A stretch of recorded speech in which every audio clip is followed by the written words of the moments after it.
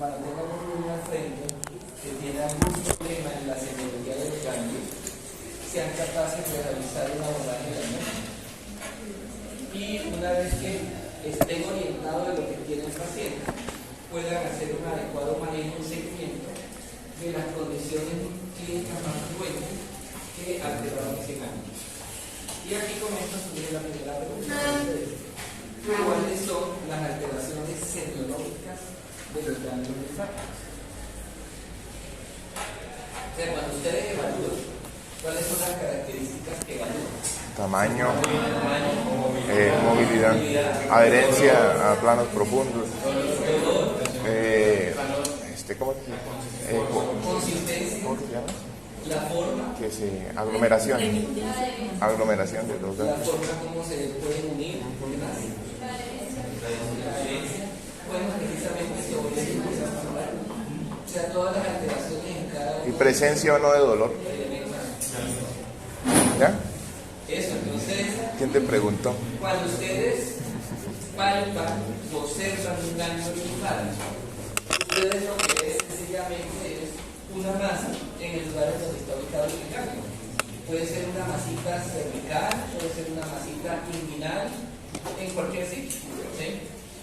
Eso siempre y cuando esté aumentado el tamaño, porque a veces un ganglio que puede estar afectado no necesariamente el tamaño, sino alterada la consistencia, como sucede por ejemplo en algunas metastasis, en la que no aumenta el tamaño pero sí se pone más duro, ¿sí?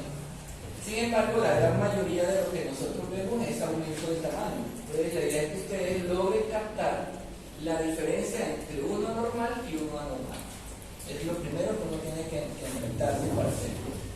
Y cuando uno palpa o toca o ve algo anormal o se lo muestra en la ecografía, uno tiene que imaginarse qué es lo que está sucediendo. Entonces, tienen que recordar claramente cuál es la estructura del ganglio linfático. ¿Quién la recuerda y quién señala las partes? Ahí está la... A ver, ¿cuáles son? Entonces tiene un hilio, ¿Ah? un hilio de salida, ¿Cuál es el hilio? donde está la arteria y la vena. Ajá. Tiene una médula, ¿Cuál es la médula? la parte más central, O sea, ese es el esa. Y tiene dos, no, pulpas no se llamaban, era, ¿cómo era que se llamaba? Tiene una Corteza, cápsula que lo rodea, sí, la cápsula. el tejido conectivo, una corteza que está, Y un espacio entre cápsula y corteza que los pone sinusoides, Ajá. y en la corteza se encuentran estos que son folículos, paracortical. y alrededor de los folículos está la región paracortical. Entonces, son elementos sumamente importantes porque cuando uno le menciona en una ecografía, le va mencionando cada una de esas regiones. Hay pérdida del hilio graso, hay un aumento de la región paracortical, hay un aumento de tal cosa. Eso nos dice la ecografía. Y si es una biopsia, pues con más razón. Entonces la idea es que se ubiquen en lo que está. Y ahora, ¿cómo funciona el ganglio linfático? El ganglio linfático es una especie de filtro, pero no es un filtro pasivo. Es decir, allí llegan y se filtran cosas, pero se filtran para quedarse, no solamente para cumplir el efecto pasivo de la resección. Y para que haya filtración se requiere entonces que haya una entrada y una salida de sangre, o de linfa en este caso, más bien. Entonces, entran por acá y salen por acá. O sea, la salida es por el hilio, la entrada es por acá. Estos son los vasos aferentes y estos son los vasos diferentes. ¿Listo? Noten que acá entra también sangre, ¿sí? Y sale sangre. O sea, por el hilio también puede entrar y salir sangre. O sea, ahí confluyen dos tipos de circulación, la linfática y la sanguínea. Y acá se produce entonces uno de los momentos más esenciales en la respuesta inmune, que es la presentación del antígeno. O sea, las células presentadoras de antígeno captan el antígeno a nivel dérmico, a nivel epidérmico, en cualquier parte, y llegan hasta aquí. Y aquí se produce esa presentación del antígeno al linfocito. Entonces, por todas estas razones, es que se empiezan a presentar alteración en las hemerotecas. Esto es para que veamos un componente importante, es cómo están organizados los ganglios en el cuerpo humano. Si notamos aquí, los ganglios se conectan unos con otros a través de los ganglios linfáticos. Entonces, por eso son cadenas ganglionares. ¿Ven? Y las cadenas ganglionares las hay periféricas y centrales. Aquí en esta diapositiva están señaladas las periféricas. Entonces, las periféricas incluyen las supraclaviculares, las axilares, las intraclaviculares, las inguinales y las popliteas. No quiere decir que no haya más, puede decir que hay más, pero esas son semiológicamente relevantes porque las podemos vigilar, las podemos palpar y porque allí están asentadas la mayor cantidad de alteraciones que nos orientan a qué condiciones tiene el paciente. ¿Okay? Entonces, estas son las que buscamos. Cuando uno le dice palpe los ganglios linfáticos o mire los ganglios linfáticos, por lo menos estas son las que ustedes tienen que revisar. Y a nivel cervical, casi que se convierte entonces en una magnificación de lo que son todas las cadenas ganglionares periféricas, porque hay muchas cadenas ganglionares. Entonces, aquí vemos, por ejemplo, cómo hay los ganglios submentonianos, cómo están los ganglios submandibulares, los que siguen a los submentonianos. Estos son los ganglios tonsilares, y aquí está toda la cadena de ganglios esternocleidomastoideo que son profundos porque están por detrás del esternocleidomastoideo. Aquí están los occipitales, los retroauriculares, los parotidos y los preauriculares. Entonces, para que tengan una idea de dónde están los ganglios linfáticos. A nosotros como clínicos no solamente nos toca saber dónde están para palparlos, sino de dónde drenan. ¿Alguien se acuerda algo del drenaje? Por ejemplo, los submentonianos, ¿de dónde drenan? La cavidad oral. De los incisivos centrales e inferiores y del mentón. O sea que si un niño llega a tener, por ejemplo, una gingivoestomatitis o tiene un afta acá, o tiene una alteración en el diente, este es el que se va a aceptar. O a la inversa, si a mí un niño me llega con un ganglio crecido de acá, yo tengo que saber inmediatamente que ese drena de acá y de aquí. Entonces yo rápidamente tengo que mirar esa estructura porque algo está alterado de esa manera. ¿Listo? Pero también tenemos ganglios que no son periféricos, que hacen parte de cadenas centrales. Entonces ahí están los ganglios a nivel mediastinal o a nivel intratorácico. Que estos ganglios tienen una característica, y es que por estar ubicados cerca a otras estructuras que son vitales, son supremamente importantes y clave dentro del diagnóstico. Por ejemplo, si yo tengo un paciente que tiene tuberculosis, recuerden que ¿quién hace parte del complejo? El foco a nivel pulmonar y la adenitis regional. O sea, cualquiera de esos ganglios se puede crecer como parte del proceso de tuberculosis. Entonces, si el proceso de tuberculosis está ubicado acá, es probable que se crezca este ganglio. Si el proceso de tuberculosis está ubicado acá, es probable que se crezca este ganglio. Y no solamente hay que saber eso, sino que si se llega a crecer, me puede comprimir esa parte. Entonces, si se comprime esa parte, el paciente puede presentar tos. Pero si se comprime esto, no solamente puede presentar tos, sino que hay una obstrucción de la vía aérea y me puede generar una atelectasia. Entonces, a veces una atelectasia persistente de un segmento pulmonar puede ser la expresión de un crecimiento ganglionar que lo está comprimiendo.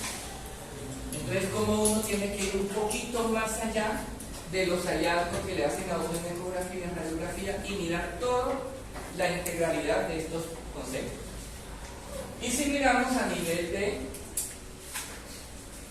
la localización intraabdominal, entonces también hay otras cadenas ganglionares que nosotros la vemos que tienen algunas importancias. Por ejemplo, aquí está toda la cadena mesentérica.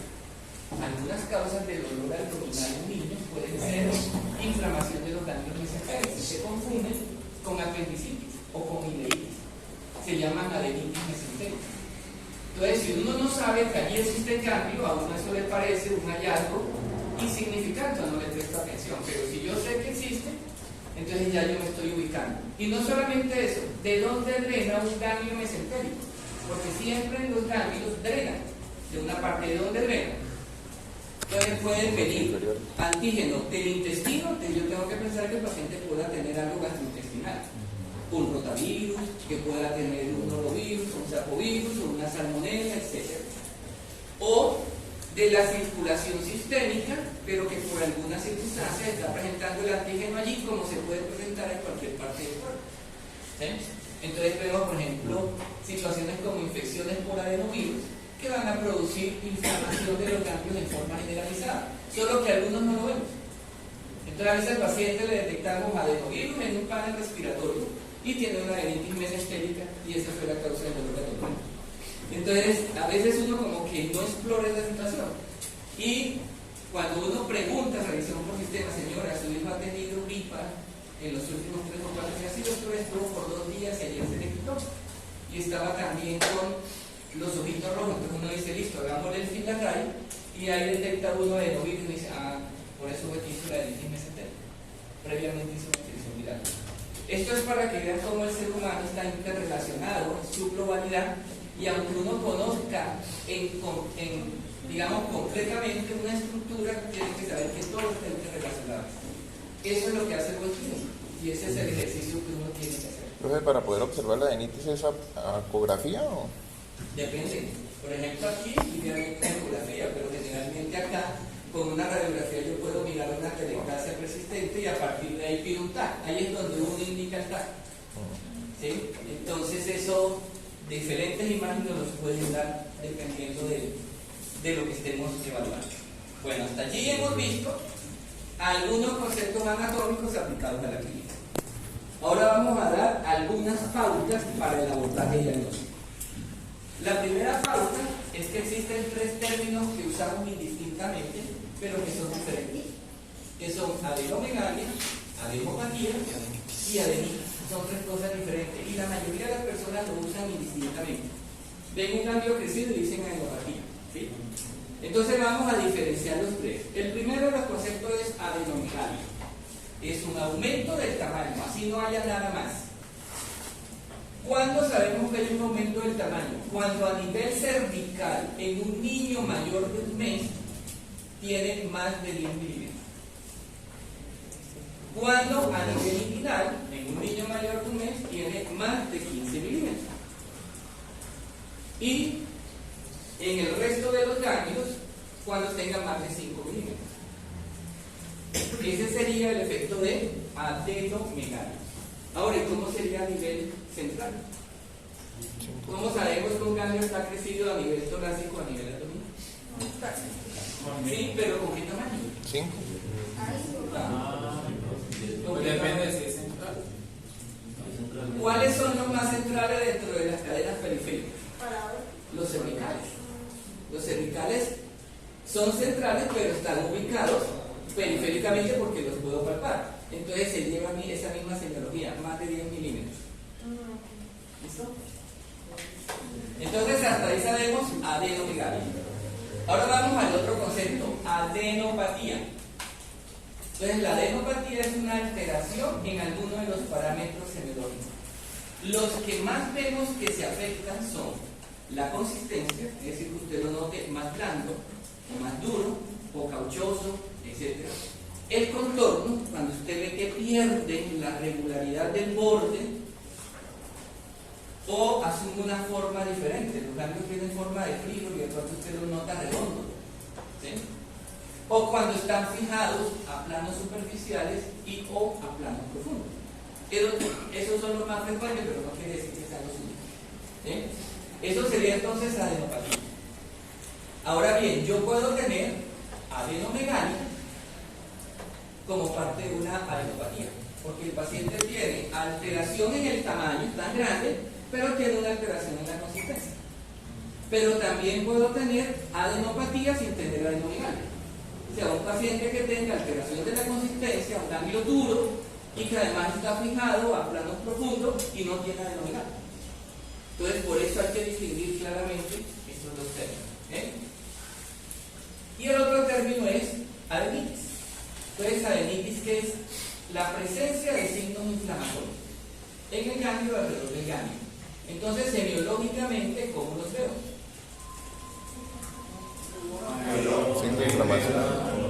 Entonces, signos inflamatorios locales en la parte superficial o en la piel suprayacente al ganglio. ¿Cuáles son los signos inflamatorios? Dolor, Edema, rubor, rubor, edema.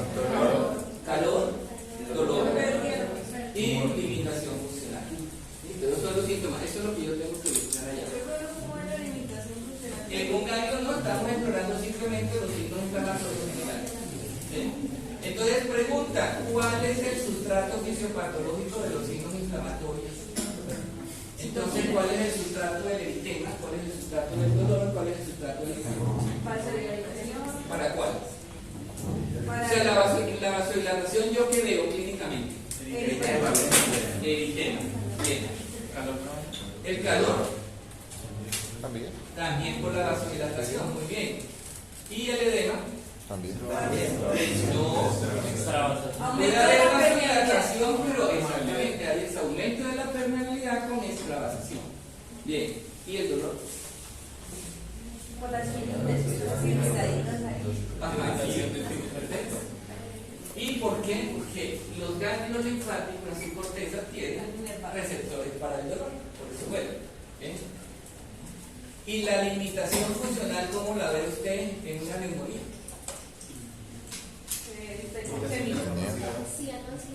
Disnea. Sí, pero antes de irse a lo más claro, ¿cuál es lo más rápido? La taquimea. O sea, porque es un signo de compensación. El pulmón cuando está inflamado, tiene algún tipo de deterioro allí. Lo primero que hace es compensar con aumento de la frecuencia respiratoria. ¿Y cómo ve o cómo evalúa usted el edema en una infección alveolar? ¿Y qué escucha? Estertores. Los estertores es la presencia precisamente de líquido a nivel alveolar o a nivel del intersticio. Entonces, esto para que vean cómo uno, si sabe cuáles son los signos inflamatorios, debe saber cómo aplicarlo a cada órgano o sistema.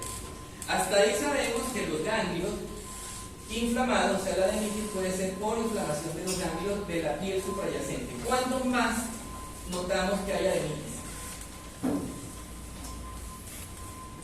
¿Solo porque la piel está rojita o cuándo más? Cuando está supurada. ¿Está qué? ¿Supurada? Supurada. ¿Y cómo sabe que está supurada? Pues a punta de ecografía, sí.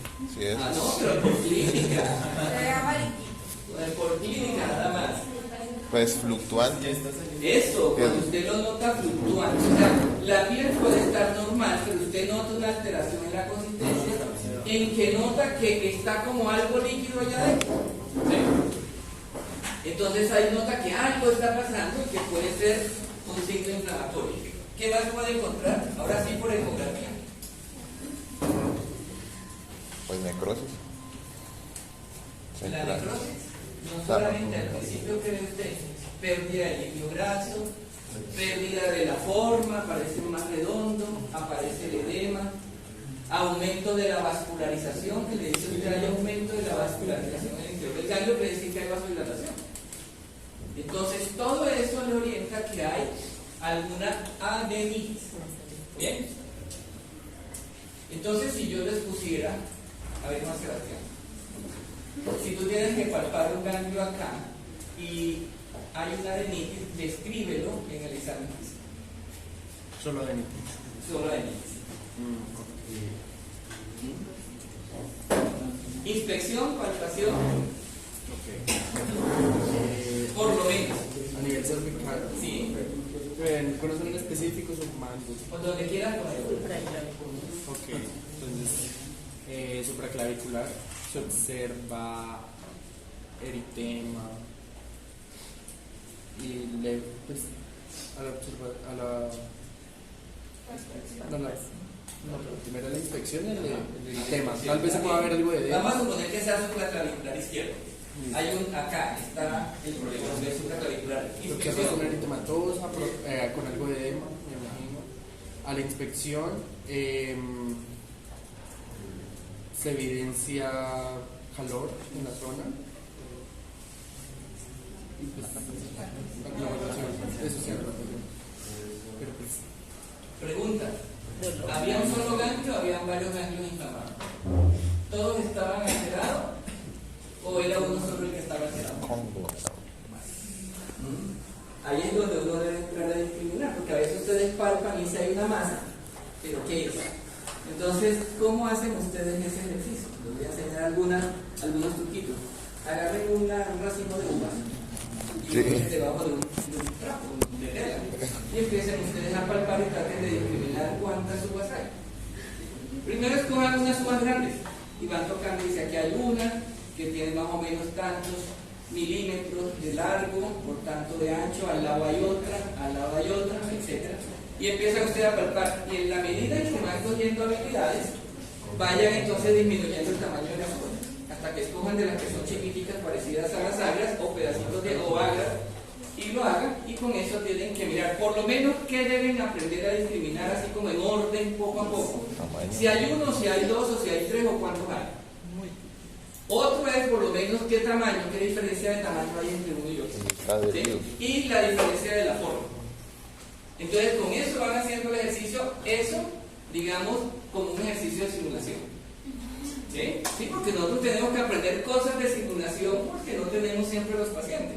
Cuando vayamos a los pacientes, siempre hagan el ejercicio de si el paciente tiene algún problema de este tipo, vaya, inspeccionenlo, pálpenlo y después van a la ecografía. Y miren qué de lo que ustedes vieron y anotaron se los dice la ecografía. Entonces, por ejemplo, traten de mirar eso. ¿Es solo un ganglio el que está crecido o están 3 o 4? ¿Cuál es la diferencia de tamaño entre los que están crecidos? ¿El más grande cuánto tiene? ¿El más pequeño cuánto tiene? Y con eso van apuntándose algo de habilidades semiológicas. ¿Listo? Pero una pregunta, ¿en la adenitis siempre habrá adenomegalia o no? No siempre.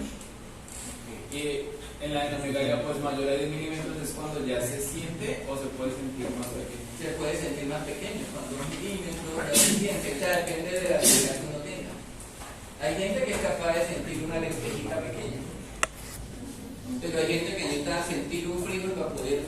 ¿Sí? Entonces, eso depende de las habilidades que hayamos tomado con preguntas. Esto, es que yo tenía entendido que eran 2.5, o sea, 25 milímetros. En adultos sí. ¿Y en niños no? No. Okay. ¿Y uno cómo mide el tamaño? ¿Uno cómo dice son 10? De la misma forma que aprende uno a medir los centímetros en un tacto vaginal, así que uno que aprender pura propiocepción. O sea, en propiocepción tú agarras 1 centímetro, 2 centímetros, 3 centímetros, eso es por propiocepción. Acá sí, también igual, 2 centímetros, 2 centímetros. Es pura propiocepción, no hay una regla para hacerlo.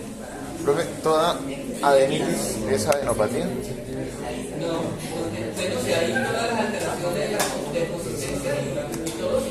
Pues sí, ¿no? En teoría sí. En teoría. Pero yo puedo tener un ganglio inflamado y no estar crecido. Pero sería raro. No, no necesariamente. ¿Por qué no? No, Sí, porque por el cuando mediano. están empezando pueden hacer, entonces te tocaría a ti esperar siempre 3-4 días para que esté crecido. ¿Listo? Ok. Bueno, ahora, ¿qué otra cosa hay que saber? ¿Por qué se produce la alteración de los ganglios linfáticos? Entonces ahora vamos a la fisiopatología. La idea es que ustedes siempre correlacionen una cosa con la otra, la clínica con la fisiopatología. Entonces, puede ser que haya replicación de las células que están dentro del ganglio. ¿Por qué se pueden replicar las células dentro del ganglio? Porque hay una exposición antigénica, lo que les decía, la presentación de antígeno. Llega a una célula y expone a esa y hay la proliferación clonal de la que ustedes hablan en inmunología. O porque alguno de esos ganglios está haciendo una transformación maligna y empieza a haber una proliferación clonal sin que haya exposición de antígeno, como ocurre por ejemplo en el linfoma. Entonces sería primer concepto de por qué los ganglios se alteran. Segundo, ingresan células que no son del ganglio. Entonces pueden ingresar neutrófilos si hay un componente de inflamación aguda y una bacteria piógena está propiciando esa inflamación aguda. Por ejemplo, ingresó el estafilo, no solamente se va a producir la exposición de antígenos, sino una respuesta inflamatoria y va a llamar neutrófilos, y esos neutrófilos van a pasar, una vez haya la permeabilidad por diapedresis, hacia la estructura del ganglio. ¿Bien? O puede ser por una entrada de células metastásicas, es decir, cáncer en otra parte y llegan hasta los ganglios. Por eso los ganglios son muy importantes dentro del entendimiento y la comprensión del cáncer. Acuérdense de los vaciamientos ganglionares que se hacen, por ejemplo, en cirugía de mama, en cirugía de páncreas, etc. Depósito de material extraño. Por ejemplo, en enfermedades huérfanas que cursan con depósito de cierta sustancia, en los ganglios a veces se refleja ese depósito de sustancia. ¿Sí? Por ejemplo, otra razón por la que los ganglios se alteran, ingurgitación vascular. y edema por liberación de citoquinas. O sea, hay el fenómeno de aumento de la permeabilidad, de vasodilatación, de que las uniones se abren un poquito y van a salir cosas hacia el cuerpo. Y obviamente la supuración secundaria o la necrosis, porque en la supuración hay material, detritus, derivado de esa lucha que hubo allí, o hay una serie, o en la necrosis, por ejemplo, que hay depósito de calcio, que hay depósito de ciertas sustancias, también lo hay. Entonces, puede haberla, ¿por qué? Entonces vamos a empezar a ver esos ejemplos. ¿Cómo sería una enfermedad autoinmune? ¿Qué de esto estaría alterado? Liberación de citoquinas. ¿Habría exposición antigénica? También. Sí, solo que es un autoantígeno el que lo provoca. Entonces las células presentadoras de antígeno captan ese antígeno que genera autoanticuerpos y allí se produce la presentación de antígeno. Bien, ¿cuánto más? ¿Qué más habría? ¿Ingreso de células exógenas? ¿Podría haber? No. Sí, podría haber depósito de material extraño, eso como que no. ¿Sí? Ingurgitación vascular sí, porque es una respuesta inflamatoria lo que se produce en todo el cuerpo. La artritis, el lupus son enfermedades sistémicas, o sea, es una respuesta inflamatoria global a autoantígeno. Hagamos el mismo ejercicio pero con una infección supurativa. O sea, yo tengo un absceso en el ganglio. Entonces, ¿qué alteraciones de esas hay? Replicación de células dentro, ingresión de células Ingreso de exógenas, células como neutrófilos y más. replicación de ellos adentro, depósito de material Absceso extraño, dentro del ganglio. ingurgitación vascular La necrosis, y la supuración. ingurgitación vascular. Ese es el ejercicio que ustedes tienen que hacer. Yo tengo una adenitis, entonces, ¿qué está ocurriendo en el ganglio? Yo tengo un paciente con una mucopolisacaridosis, ¿por qué está el ganglio opresivo? Porque yo en la clínica tengo que diferenciar. ¿Será que este niño que tiene mucopolisacaridosis y tiene adenopatía, la adenopatía es por la misma mucopolisacaridosis o hay algo más? Y ese es el ejercicio que uno va haciendo en la clínica para poder saber si todo tiene que ver o si es una comorbilidad asociada o si tiene algo nuevo. ¿Listo? Bueno, hasta aquí hemos visto pautas para el abordaje diagnóstico que se tienen que reflejar en la historia clínica. ¿Qué hago yo en la historia clínica? Preguntar cómo fue el inicio de esa alteración semiológica, cuál es la localización, si compromete uno es una cadena ganglionar, y cuáles son las características, consistencia, tamaño, pérdida del hilo graso, si hay el dato, edema, etc. ¿Sí? Entonces todos esos atributos los tiene que dejar uno en la historia, no como una foto instantánea, sino como una secuencia de síntomas. Así debe estar en la enfermedad actual. Por ejemplo, el niño empezó con un aumento del tamaño hace 5 días de un ganglio preauricular. Desde hace 2 días la madre nota que hay signos inflamatorios allí. Miren que es diferente. Así yo digo que signos inflamatorios y crecimiento empezó al mismo tiempo. Entonces lo tengo que colocar como secuencia de síntomas. ¿Qué tengo que averiguar? ¿Qué síntomas acompañantes tiene? Eso lo averigua uno porque la mamá se lo cuenta como parte de la historia normal del paciente, de la historia que tiene, o porque lo averiguo en revisión por sistema, que a veces se nos olvida hacer la revisión por sistema. Por ejemplo, si un niño tiene adenopatías occipitales, yo tengo que preguntarle, mamá, ¿le ha visto piojos o liendras al niño? ¿Le ha visto folículos, algunos granitos en el cuero cabelludo?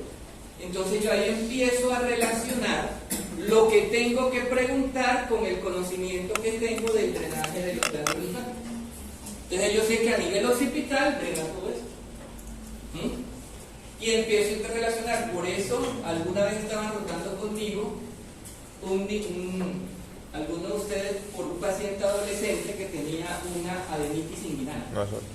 ¿Se acuerdan? Sí, y ese muchacho estábamos buscando de dónde era. Yo le dije, o es de pierna o es de genitales. Entonces le digo yo, en pierna no tenía nada, le dije, vamos a ver genital, y apenas le miramos, tenía una placa hiperqueratóxica producto del rastrado como si fuese una escabiosis de una vez lo encontramos. Es porque hacemos ese ejercicio de integración clínica, o sea, de mirar de dónde viene, de dónde drena. En la rubiola los occipitales. Entonces uno poco a poco va sabiendo cómo es el ejercicio. ¿Listo? Exposición y antecedentes. Uno tiene que saber si hay personas enfermas en la casa que generen alguna condición clínica que el niño de adenopatía. Zancudo. Por ejemplo, una gripa llorosa en un adulto es eso, catarro de vía superior con conjuntivitis, que en el adulto es por adenovirus, casi no da adenopatía, pero en el niño sí. Entonces, sabiendo uno esa relación que existe, uno empieza a interpretar las cosas.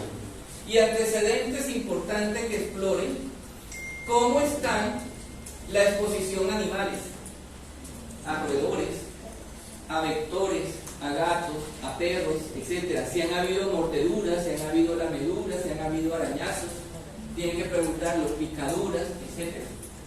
También si han habido viajes. ¿Sí? Acuérdense que el concepto de viaje depende del estrato y de las condiciones que lo hagan.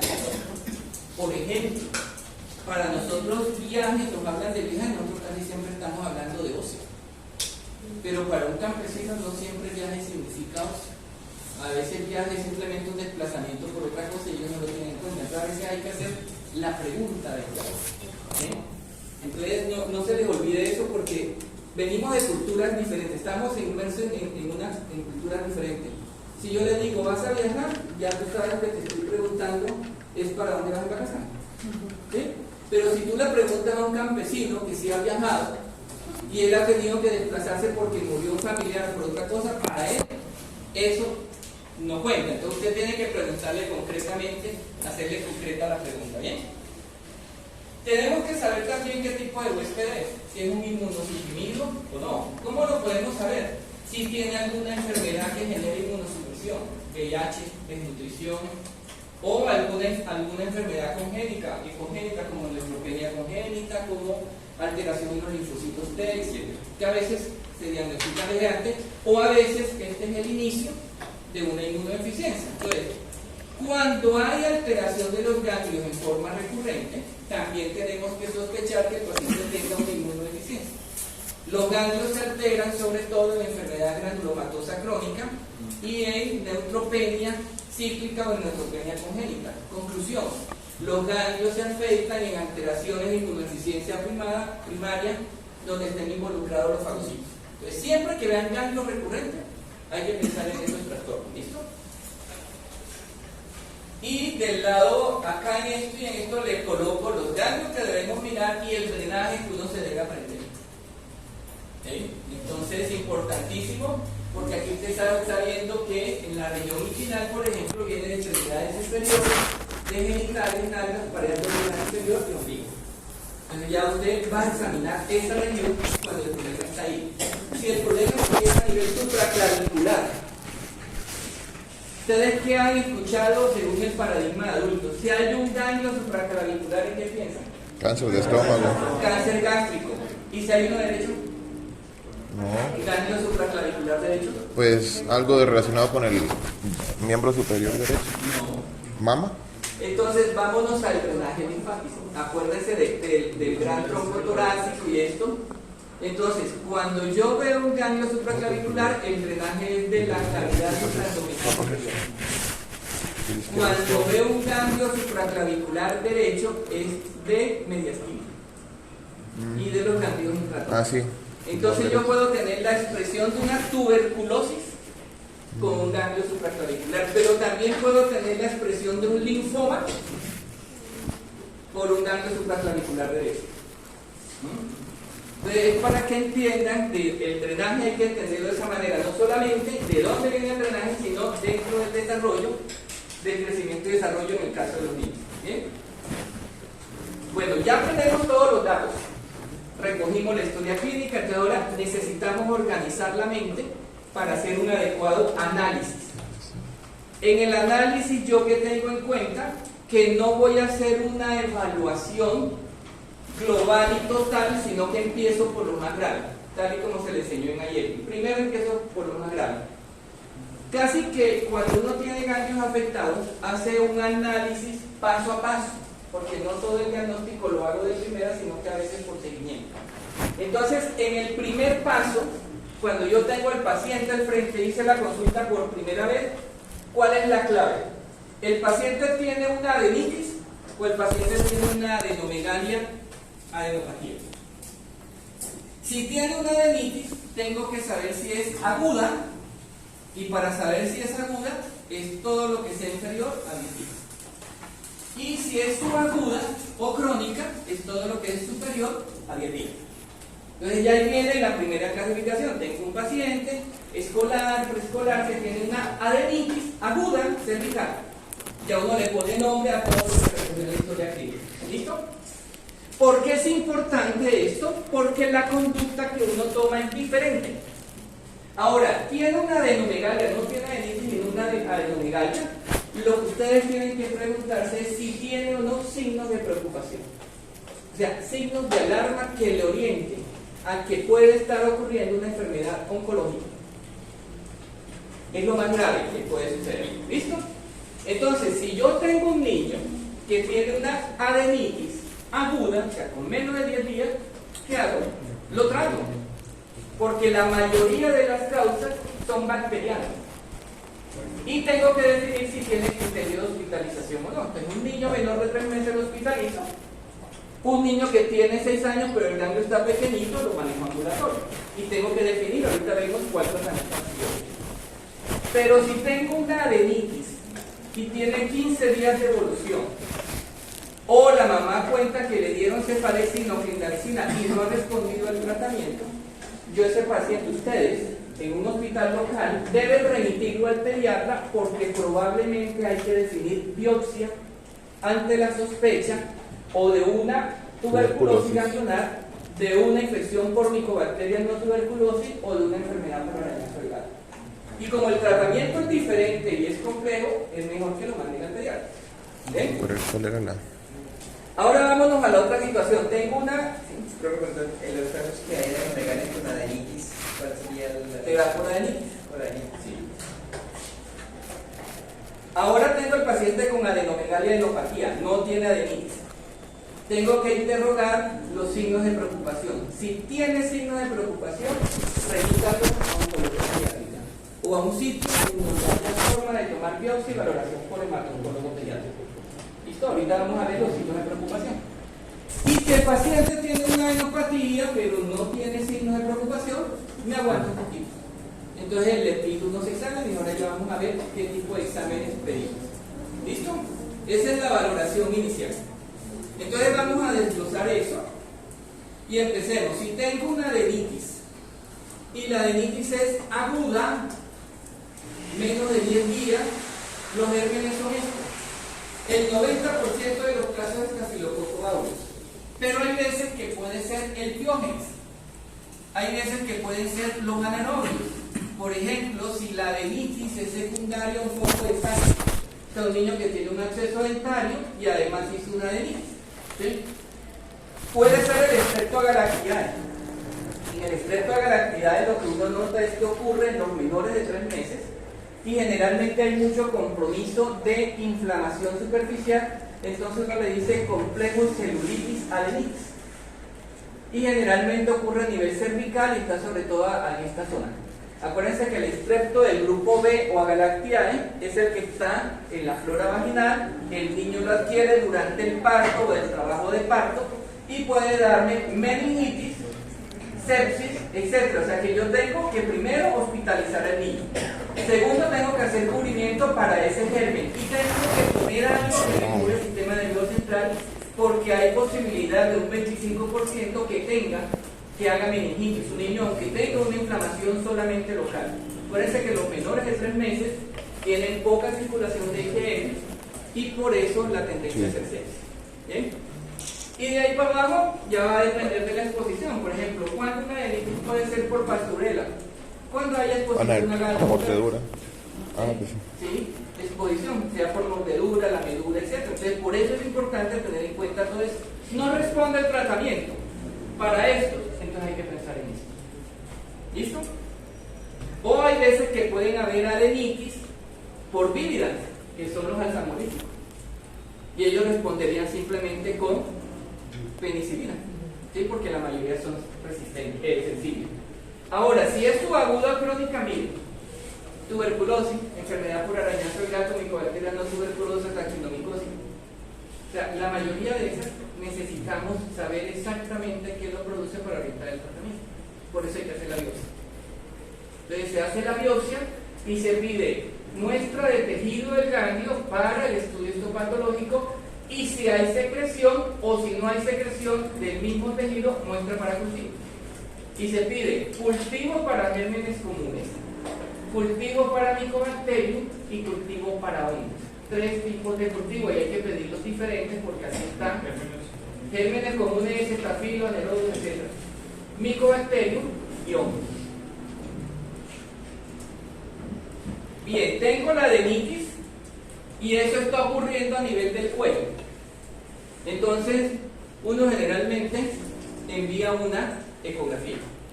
Y en la ecografía le reportan, es que el ganglio está ubicado en la zona 2, o en la zona 3, o en la 2A. Ahí les traigo una gráfica para que relacionen precisamente lo que dice la ecografía y cuáles son los ganglios comprometidos, y obviamente usted debe saber el drenaje a partir de allí. ¿Sí? Entonces esa gráfica es bien interesante para que se ubiquen, porque los ecografistas están familiarizados con eso, pero nosotros no. Entonces, si a uno no le dice el ganglio está en 2A, está encima de la parte superior del externo, uno no se ubica con solamente 2A. ¿Okay? Uno se ubica con la relación anatómica. Y esto lo debe llevar a ¿qué? A buscar cuáles son las causas posibles de ese problema a nivel cervical, o por lo menos a nivel de vino, para poder saber cuál es el esquema de tratamiento antibiótico más adecuado. Ejemplo, si el problema es un foco dentario, pero también tiene un problema de una forúnculo aquí y acá, pues yo no sé si eso es estafilo o anaerobio. ¿Qué debo poner? Clindamicina, que me cubre estafilo y que me cubre anaerobio. ¿Okay? Si el paciente tiene un absceso dentario, ¿qué tengo que poner? Un amoxiclavulánico que me cubre anaerobio, o clindamicina que también me cubre anaerobio. Entonces, miren que uno, sabiendo de dónde viene el problema, parece que todos los cervicofaciales siempre secundarios. Tiene uno que buscar el foco de dónde viene.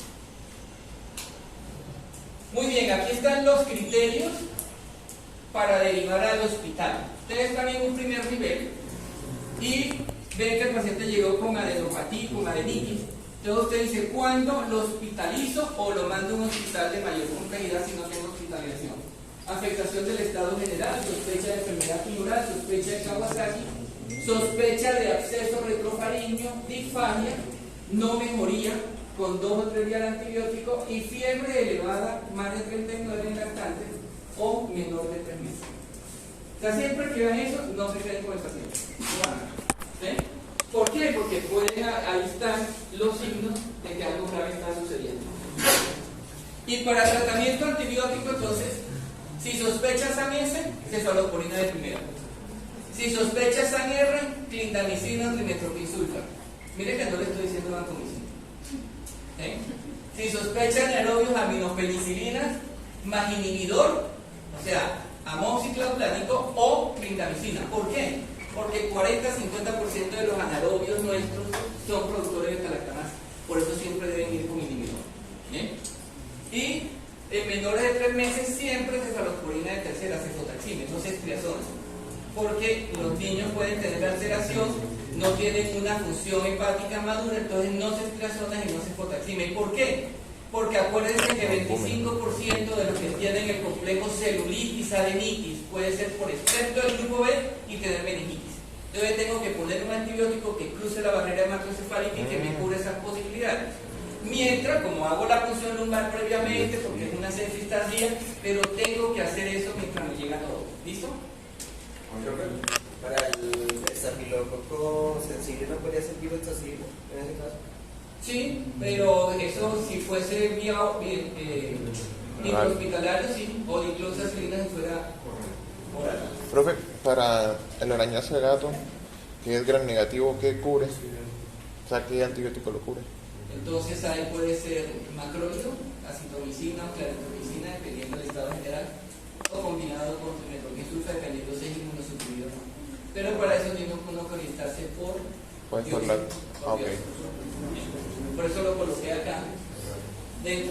es la segunda después de tuberculosis en nuestro médico, antes de Mycobacterium tuberculosis. Eso está remitido, sí. Y la biopsia de ganglio me va a mostrar cosas diferentes. En la tuberculosis hay ganglios con granulomas calcificantes, con necrosis y calcificación, y en la arañazo del gato hay granulomas, pero con algunos infiltrados neutrófilos sin necrosis.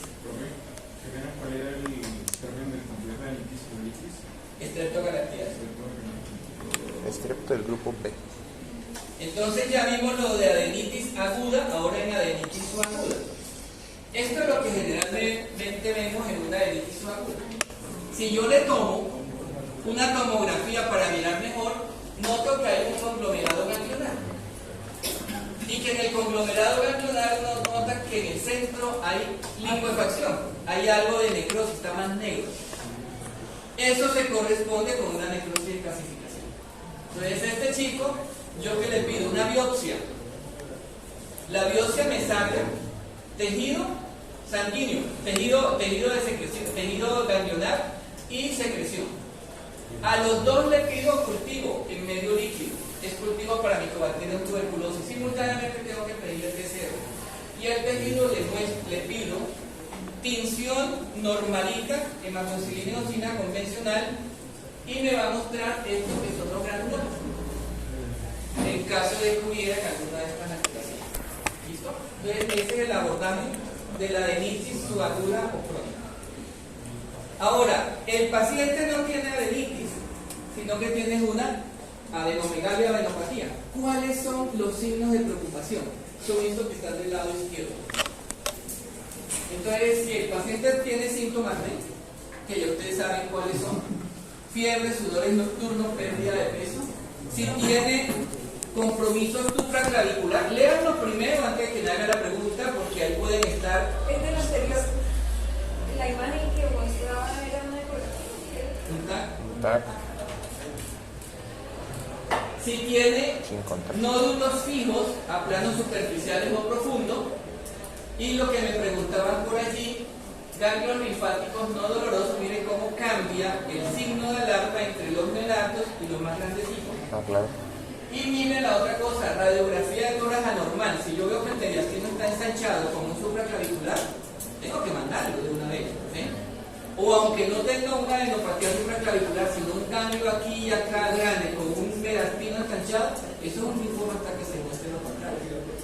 Citopenias, LDH elevado. Entonces la presencia de alguno de esos le orienta que puede tener algún fenómeno hematopológico. Remita, yo no sé qué hay con esto, porque el hematopólogo lo que va a hacer es hacerle una biopsia renal, ¿sí? Y si no tiene eso, no tiene signos de preocupación, que ustedes buscan las causas más frecuentes del problema. Entonces, si el niño tiene una adenitis aguda bilateral, o sea, ganglios crecidos pero en forma bilateral, y ha tenido síntomas respiratorios, eso es probablemente por adenovirus, por parainfluenza, por rinovirus. ¿Usted le manda examen para eso? No, la conducta es expectante. Se supone que en una semana deben empezar a disminuir, no a desaparecer, ¿sí? Pero usted sí puede mandar, si es una aguda bilateral, tiene compromiso occipital, mandar serología para virus de Epstein-Barr, citomegalovirus, rubiola, parvovirus B19. Y va adelantando con la serología de las causas más frecuentes, ¿sí? Eso lo hace uno en la primera semana. Y cita al paciente con resultados en la segunda semana, los que no remití. Entonces ahora se viene en el seguimiento. Entonces, ¿qué hago? Reviso los resultados de lo que tiene, y si algo es positivo y lo correlaciono, digo, bueno señora, esto es ocasionado por esto. Por ejemplo, una adenopatía cervical, tuvo faringoamigdalitis, Es que hay una aplicación, y me dio la prueba de Se la toma anticuerpos mejor. heterófilos positivos. Entonces le dije, señora, si usted no tiene una polinucleosis infecciosa.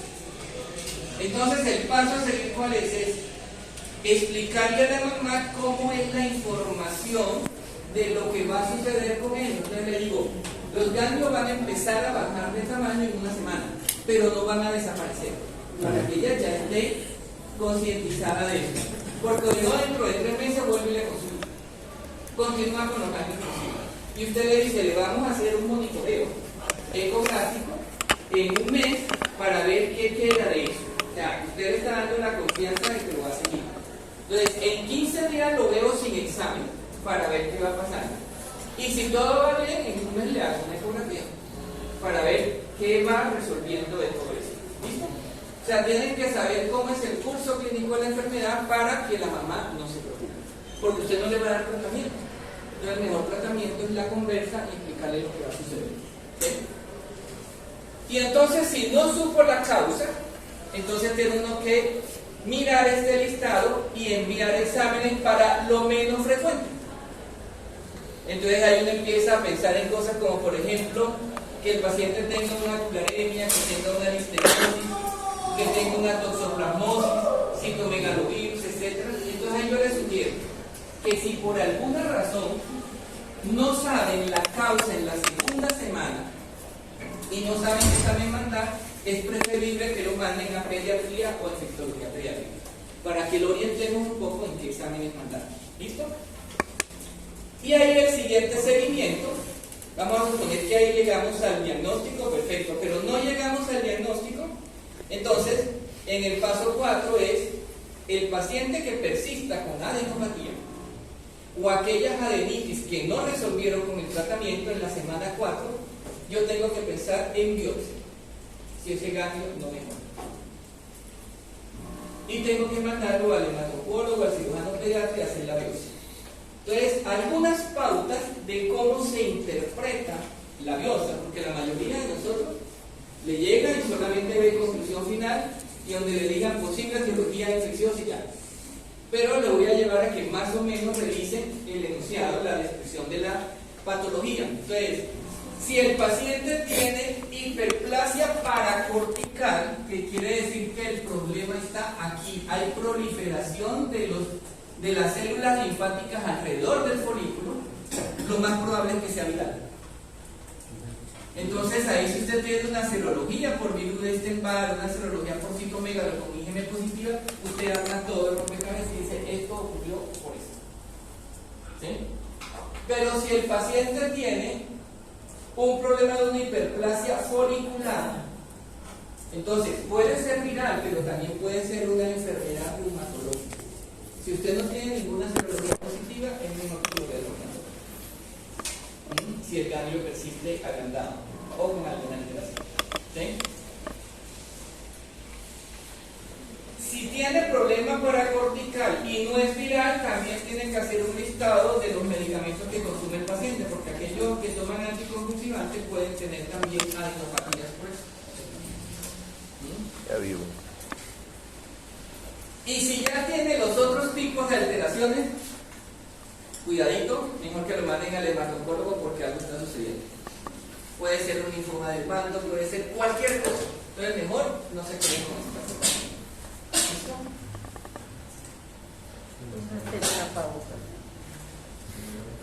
Entonces, con esto damos por terminado la clase y vamos a abrir unos 2 minuticos de preguntas.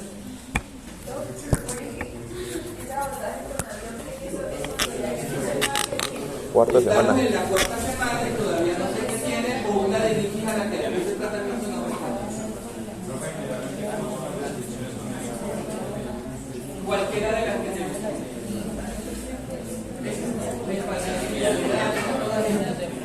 Pueden ser palos de matriz, etc. Voy a desayunar. Voy a desayunar mientras llega el niño. Llega a las 6:30. Desaparezcan así. Tengo media hora. Si nosotros necesitamos que la vemos de eso, mandamos para la cura prioritaria o a otro Sí, porque es sospecha de cáncer. O sea, sería rojo de refiera, por lo que se está sospechando cáncer.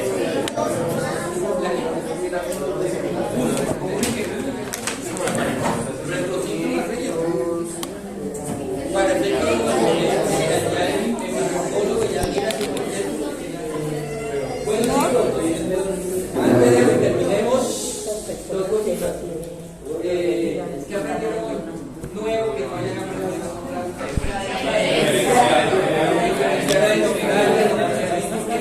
¿cierto?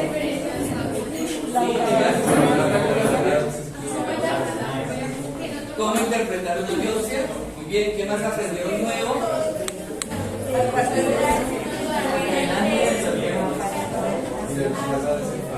sea, no solamente eso autoinmune, muy bien, ¿qué otra cosa? Los ciclos de drenaje, ir a recordarlo, que lo que sabe es la anatomía.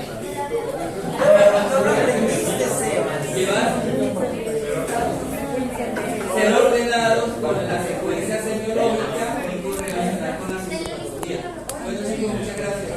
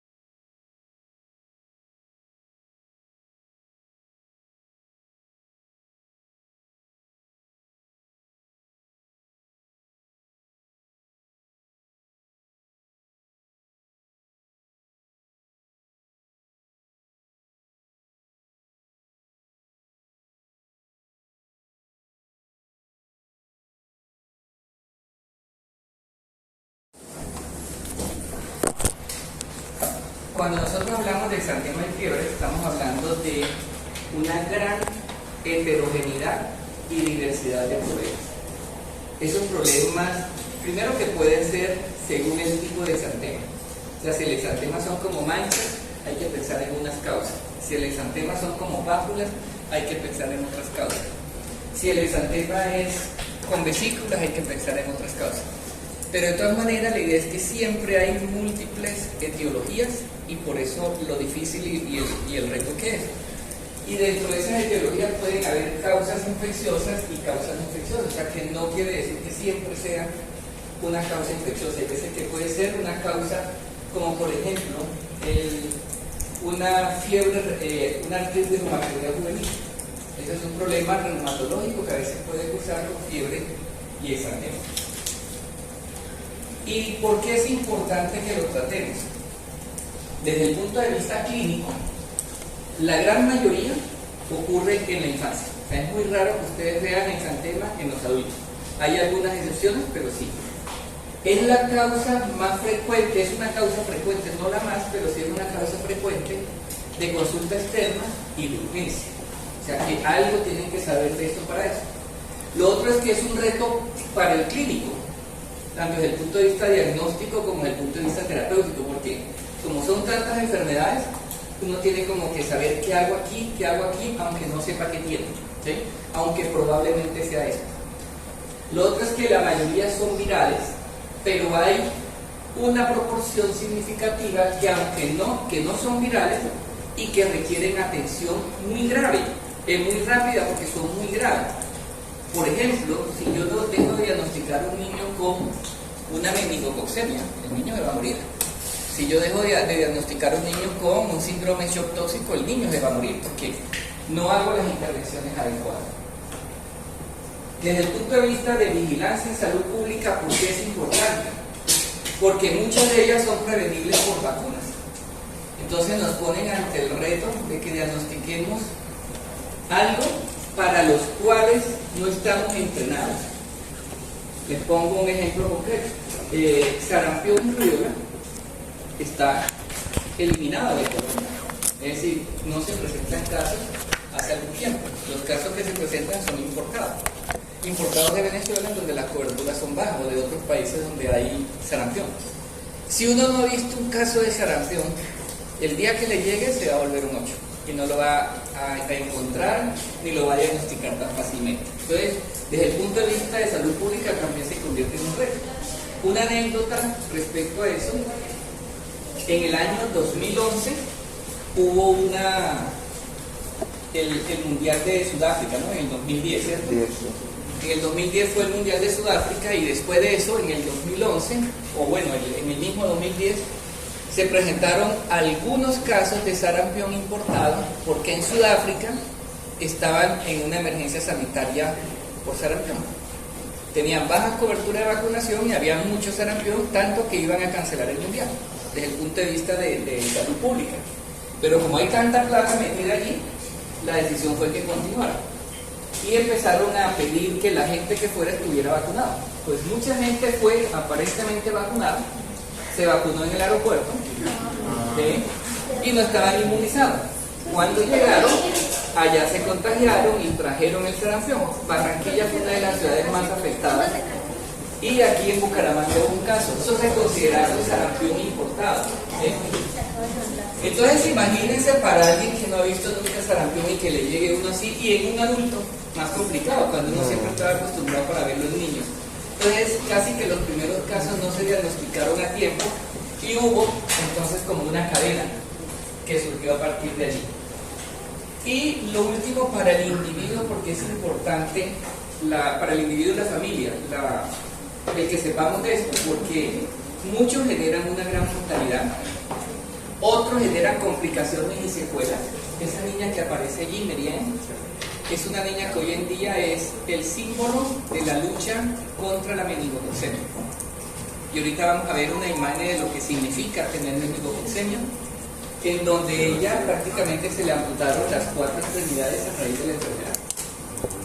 Y qué decir de aquellos niños que nacen con, por ejemplo, con rubiola congénita, que nacen con cardiopatías, con cataratas, pues van a ser niños con discapacidad toda la vida.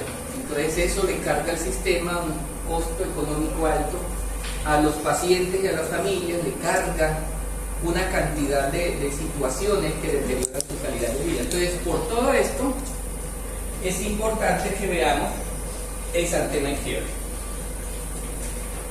Inicialmente, en unas 2 o 3 diapositivas, vamos a ver cómo es el abordaje clínico en general de los niños cuya consulta sea exantema y fiebre. ¿Bien? O sea, cuando la madre diga, el niño consulta por esto, entonces, ¿qué es lo que yo tengo que averiguar? Yo tengo que averiguar primero la evolución de la fiebre. Si lleva 3 días, ¿cómo fue el primer día? ¿Cómo fue el segundo día? ¿Cómo fue el tercer día? No es solamente lleva fiebre de 3 días, ¿no? Porque puede ser que la fiebre el primer día sea de 37,5, el segundo sea de 39, y solo eso me marca ya la pauta del diferencial. Lo segundo es que tengo que revisar la secuencia del exantema. La secuencia del exantema es el primer día, ¿dónde apareció? ¿En qué región? Puede haber un exantema que aparezca solo acá, puede haber otro que aparezca solo acá el primer día. Y luego describir en la historia clínica cómo progresa y cómo se extiende. Son 2 términos importantes. Progresión quiere decir la forma como cambian las lesiones o si quedan igual, y la extensión es cómo pasa de un segmento corporal para otro. Yo puedo tener un exantema que empieza como mácula, pero que al día siguiente está en vesícula. Eso es progresión. Y extensión quiere decir cuando pasa de la cabeza a las extremidades o de las extremidades a el tronco, etc. En la parte de extensión, yo hablo de una extensión centrífuga cuando va del centro a la periferia, o sea, se extiende así, o hablo de centrípeta cuando va de afuera hacia adentro. O puedo hablar de una extensión cefalocaudal, o sea, primero aparece en la cabeza, después en el tronco, después en los pies, etc. Y tengo que establecer ahí en ese ítem qué relación hay entre el exantema y la fiebre. ¿Qué fue primero, la fiebre o fue el exantema? ¿O aparecieron al tiempo? Porque hay condiciones en las que la fiebre aparece primero y el exantema después. Hay otras en las que el exantema aparece primero y la fiebre después. Y hay otras en las que van de la mano. Entonces yo tengo que tener claridad en la enfermedad actual de esa situación. ¿Qué más tengo que averiguar? La exposición. En la exposición entonces debo preguntar fuentes probables. Es decir, hay niños o adultos que tengan una enfermedad similar, no necesariamente completa, pero similar. Lo otro, han viajado a alguna parte fuera del país y uno inmediatamente busca si allá hay brotes. Entonces, como ahora tenemos smartphone, computador, uno inmediatamente busca si allá hay brotes, porque puede que acá nosotros no tengamos, pero donde ellos viajaron, sí. Entonces, eso es importante también.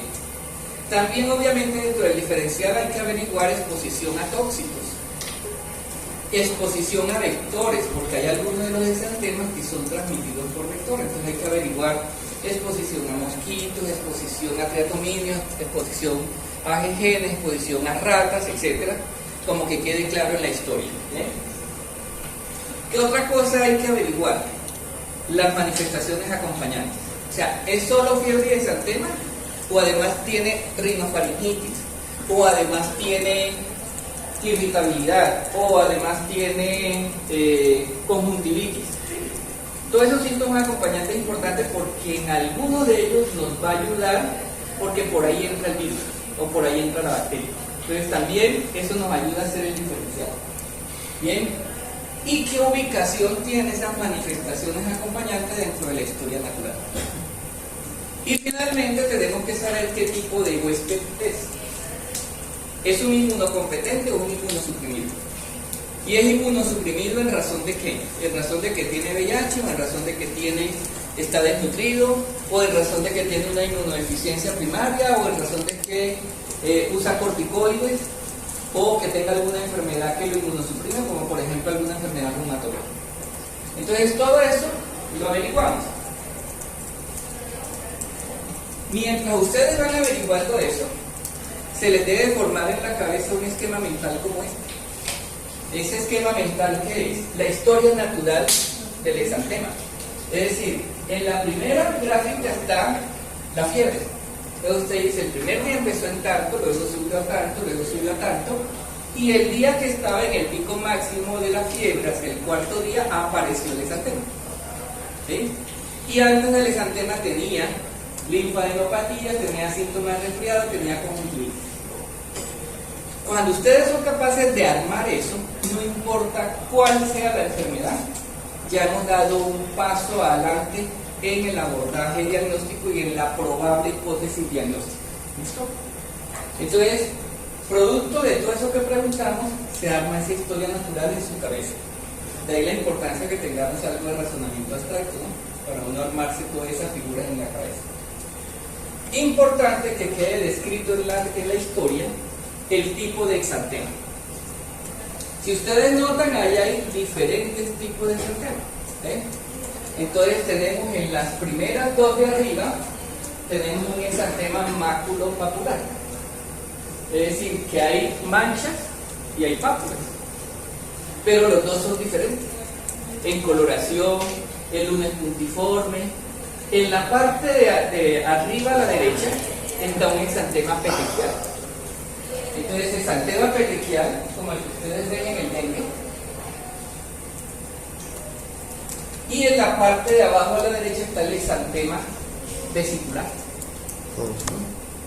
Los otros de abajo también son exantema macular, pero miren que son un poco diferentes. ¿Sí? Entonces uno tiene que ser lo mayormente descriptivo para intentar aproximarse a que quede registrado eso. Yo siempre estaba proponiendo que ahora que ya tenemos una historia clínica electrónica, uno tenga la obligación de describirlo, pero uno debería tomarle foto a ciertas cosas y permitir filtrárselo a la historia clínica. Porque a veces uno se queda corto en la descripción. Entonces, por ejemplo, ¿cómo empezó la lesión? Hay veces que la mamá nos muestra, mire, doctor, empezó así. ¿Sí? Y uno pudiera colocar lesión 1, fecha tal. ¿Sí? Y eso le diera a uno mucho más carácter a la historia clínica y más consistencia. Bueno, entonces ya tenemos los datos recogidos. Con examen físico, con historia clínica, con anamnesis. Ahora viene el abordaje. ¿Cómo vamos a hacer el abordaje? Recuerden que uno en clínica siempre empieza por identificar lo más grave, lo que más muerte puede generar, lo que más impacto negativo puede generar. En exantema, el criterio que utilizamos es el de el paciente está mal o el paciente está grave. Tóxico, ¿no? Y para ello utilizamos el triángulo de evaluación pediátrica. En el triángulo de evaluación pediátrica, acuérdense que revisamos la apariencia, la respiración y la circulación. Si alguno de esos está afectado, decimos que el paciente está grave. Así como en Ayeti, ustedes utilizaban el listado de cositas que le indican que el paciente tiene una enfermedad muy grave, que era no bebe todo, convulsiona, alteración del estado de conciencia, etc. Igual acá, para toda la pediatría utilizan el triángulo de evaluación pediátrica. La pregunta que se hacen es, ¿el paciente con fiebre y exantema tiene el triángulo de evaluación pediátrica alterado, sí o no? Es lo primero que se hace. ¿Por qué razón? Porque si ustedes están en consultorio, en consulta externa, y el paciente tiene alterado ese triángulo de evaluación pediátrica, deben remitirlo a urgencia, así ustedes no sepan qué tiene. Va para urgencia y es una urgencia prioritaria. Si están en urgencia, debe ser un triaje que le permita atenderlo inmediatamente. ¿Sí? Mientras que si no está gravemente enfermo, entonces ustedes tienen un compás de espera que es hacer la evaluación para poder tomar la decisión. ¿Bien? Ahora, si el paciente tiene alterado el triángulo de evaluación pediátrica, hay dos cosas que ustedes deben identificar. ¿El paciente tiene un síndrome purpúrico grave o el paciente tiene un síndrome de shock tóxico? ¿Cómo lo van a identificar? En el síndrome purpúrico lo que van a ver son equimosis y púrpuras, como esta. Entonces, un paciente que tenga fiebre, el exantema es purpúrico y esté en muy mal estado general porque respira rápido, está taquicárdico, tiene el llenado capilar comprometido, ya ustedes saben que eso es un síndrome purpúrico grave hasta que se demuestre lo contrario. Y lo más probable es que progrese al deterioro en cuestión de horas. Entonces tienen que actuar en forma inmediata. La otra opción es que no tenga un síndrome purpúrico, un exantema purpúrico, sino que tenga un exantema maculopapular. Si es así, que el paciente tiene fiebre, exantema, hipotensión o SIDS y tiene ese exantema, ustedes dicen eso es un síndrome shock tóxico hasta que se demuestre lo contrario. Después le ponemos la etiología, si es por esto, pero hasta ahí es un síndrome shock tóxico. Bien. Ahora, el paciente no está grave. El triángulo de evaluación pediátrica está bien. Entonces, el diagnóstico diferencial va a depender del exantema. Entonces, usted va a colocar allí escolar, con exantema y fiebre, sin alteración del triángulo de evaluación pediátrica y con un exantema maculopapular. Entonces, ya ve, usted empieza a buscar el diferencial. O puede ser que el paciente tenga un exantema vesículo ampolloso o que tenga un exantema purpúrico. Eso es lo que vamos a desarrollar en la clase, o sea, cómo abordar cada uno de esos. ¿Hasta aquí? ¿Alguna pregunta? Estos son exantemas sin ningún otro síntoma. Y fiebre. Y fiebre, pero o sea, sin digamos, alteración de garganta, solamente fiebre. Ahora vamos a verlo en cada uno qué es lo que sucede, qué síntomas acompañantes aparecen. Bien, entonces empecemos con los más graves. ¿Por qué es importante todo esto? Porque nos toca tomar una serie de acciones, desde atender al paciente para que no se muera hasta evitar que contagie a los demás. ¿Sí? Entonces, síndrome purpúrico grave. El paciente que llega con fiebre, exantema y presenta púrpura o equimosis. Les voy a mostrar dos características que puede asumir este síndrome purpúrico. Este, en el que empiezan con petequias y poco a poco se van haciendo grandes y forman verdaderas púrpuras o equimosis. ¿Sí?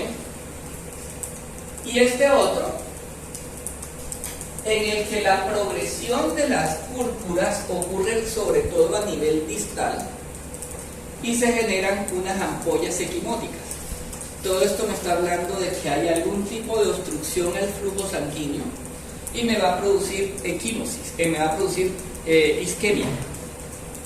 Este es el tipo de lesión y esta foto corresponde con la niña que le mostré al principio, que se le habían amputado los bracitos y las piernas.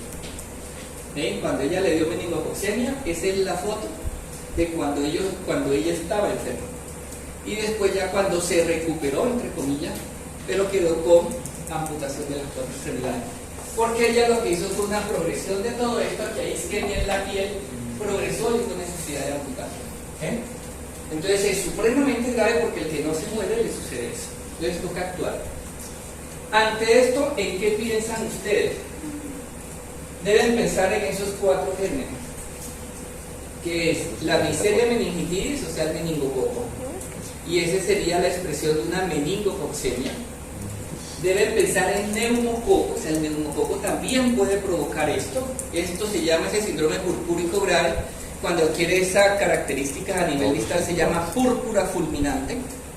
La otra opción es que sea un Staphylo aureus, también puede progresar así, cuando hay necrosis de la suprarrenal.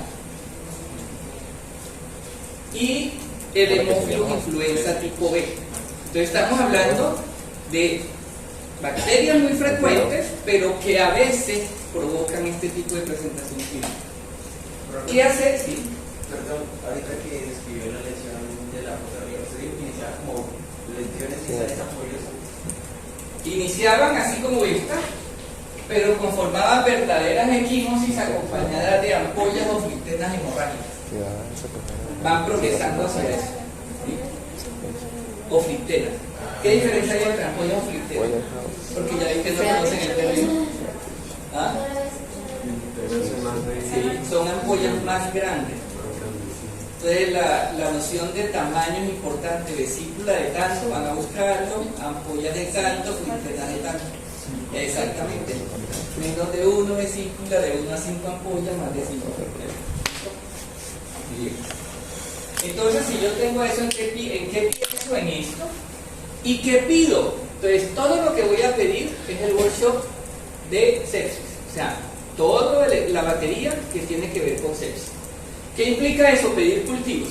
¿Cuál es cultivo? Hemocultivo.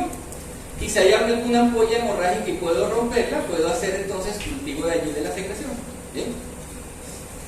Reactante de fase aguda, pues tengo que tomar PCR procalcitonina, porque acuérdense que la procalcitonina es más predictor de pronóstico en sepsis que la PCR. Debo tomar también aquello que me indique cómo está la oxigenación y la perfusión, porque acuérdense que el CIRS, la sepsis, es un estado de hipoperfusión distal por disregulación vascular. Entonces, ¿qué tengo que pedir? Gases arteriales y lactato. Y finalmente tengo que pedir daño de órganos. O sea, en toda sepsis se comprometen los órganos. Tengo que tener una valoración inicial de prueba de función hepática, prueba de función renal, glicemia, etcétera, para poder saber en qué estado está el paciente que está comprometido. ¿Y qué hacemos con ese paciente desde el punto de vista de manejo? Obviamente que hay que reanimarlo si es necesario o estabilizarlo si es necesario. Obviamente, como está muy grave, seguramente estabilización por lo menos hay que hacerlo. ¿Bien? Eso es con líquidos endovenosos, como ustedes ya han venido aprendiendo. Hay que hacer ventilación y soporte nitrópico en caso necesario. O sea, si el paciente necesita oxígeno o ventilación a presión positiva, hay que ponérselo. Hay que, si necesita dopamina o glutamina, bueno, eso lo van a decidir en conjunto con los especialistas. Y el tratamiento empírico de elección es vancomicina, ceftriaxona, que me permita cubrir estos gérmenes que son los que más probablemente están involucrados. ¿Listo? Hasta ahí el síndrome purpúrico grave. Ahora vamos al síndrome de shock tóxico. O sea, lo mismo pero con exantema maculopapular. El exantema como un sarpullido. Entonces, si usted le llega a un niño con fiebre y exantema, y el exantema es así, y en cuestión de 12 horas progresa a CIRS y progresa a hipotensión, y ustedes no encuentran la causa y el paciente está hidratado, tienen que pensar en un síndrome de shock tóxico. No está deshidratado. O sea, obviamente está deshidratado, está hipotenso, ¿cuál es la causa? Eso. Pero digo, si ustedes descartan que la deshidratación sea la causa de la hipotensión o de la respuesta inflamatoria, ¿en qué tienen que pensar ustedes? Existen dos tipos de shock tóxico. El shock tóxico estafilocóxico y el shock tóxico estreptocóxico. ¿Por qué razón? Porque esas bacterias generan una toxina que es la que va a provocar el problema. Es decir, que yo a veces puedo tomar un hemocultivo y ser negativo y el paciente tiene shock tóxico, porque lo que está provocando el problema sistémico son las toxinas, no el microorganismo. Entonces yo puedo tener una faringitis, evolucionar hacia shock tóxico y usted dice, ve, tiene un compromiso sistémico y el hemocultivo es negativo. Es porque se liberaron toxinas desde el foco local y las toxinas son las que están produciendo el problema del síndrome de respuesta inflamatoria sistémica y de la toxemia como tal. ¿Sí? El workshop entonces está encaminado a diferenciar, porque existen criterios para cada uno de ellos. Esos criterios los consiguen en internet, no es necesario que se pongan a leerlo. Para diferenciar los dos, lo que busca uno es similar al de la sepsis, evaluar compromiso de órgano y tratar de buscar el cultivo de donde está el foco local. Entonces yo puedo tener un síndrome de shock tóxico a partir de una celulitis. Por ejemplo, una vez nos llegó una niña de 12 años que entró en shock, hizo todo lo de shock tóxico y nadie le encontraba el foco. El foco estaba en que la niña utilizaba tampones y uno de los tampones no se lo había quitado en una semana. Entonces le produjo toda una acumulación de material allí que permitió la proliferación del estafilo y no tenía foliculitis, no tenía lesiones en piel, no tenía absolutamente nada. ¿Sí? Y cuando ustedes revisan en la literatura, ese en adolescente es una de las pautas que uno tiene que enseñar y precisar para que no se presente. ¿Sí? O sea, usar tampones no es cuestión de que, sí, me siento más cómoda, no, tiene su riesgo y es necesario comunicárselo a los pacientes. ¿Bien? ¿Qué se hace acá? El workshop igual es el del niño con sepsis, el que vimos anteriormente, y el tratamiento antibiótico, como lo que vamos a cubrir es estafilo, entonces tengo que colocar banco y cefalosporina de primera, porque yo no sé si el germen es METI-S o METI-R. Tengo que poner los dos. ¿Por qué los dos? Si a un METI-R que le da la cefalosporina de primera generación, le da la vancomicina, yo le pongo vancomicina, está perfecto, está bien. Pero si es un METI-S el que tiene el paciente, uno diría, lo puedo dejar solo con vancomicina, ¿sí? Pero resulta que ante una situación de extrema gravedad, los pacientes que tienen estafilometíes y son tratados con vancomicina solo, tienen un riesgo de morir 8 veces más que los niños que no son tratados con vancomicina. Entonces, por esa evidencia utilizamos vancomicina, cefalosporina de primera generación y le coadyuvamos clindamicina, no como antibiótico, sino como un inhibidor de la síntesis de proteína para que el estafilo no siga produciendo toxina. Entonces, en ese entonces no es que tenga un triconjugado, tiene un biconjugado más un inhibidor de la síntesis de proteína, mientras inventamos otro inhibidor de la síntesis de proteína, que no es Tampoco antibiótico. los tres. Sí, pero no es triconjugado. ¿Sí?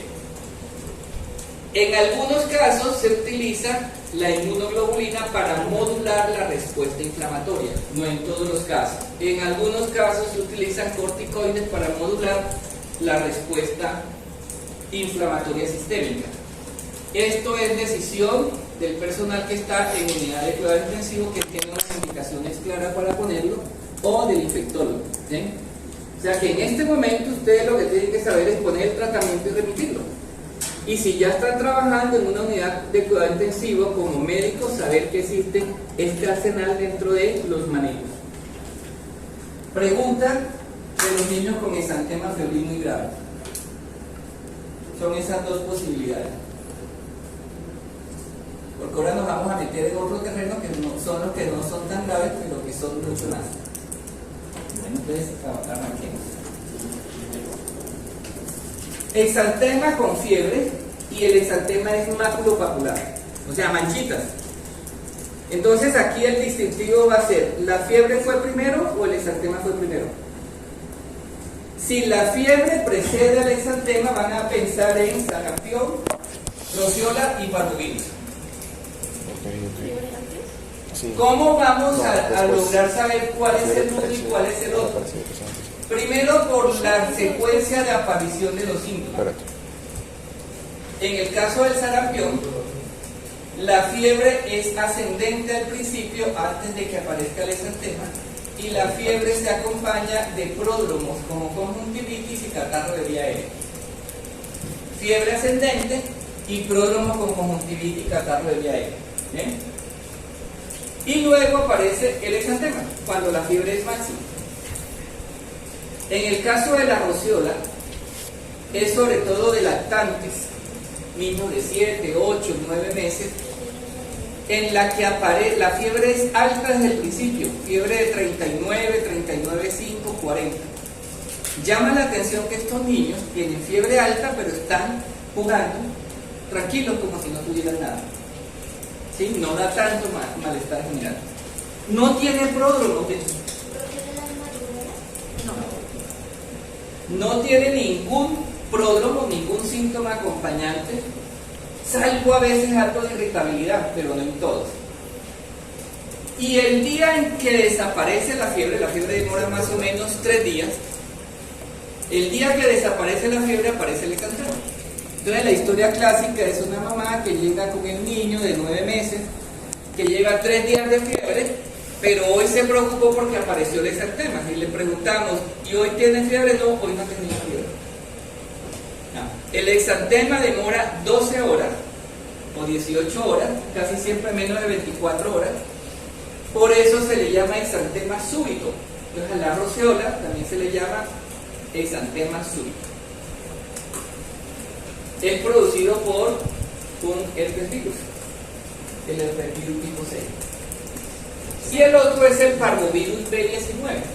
El parvovirus B19 generalmente da un periodo de 2 días de fiebre, desaparece la fiebre un día y luego aparece un exantema con dolor en las articulaciones.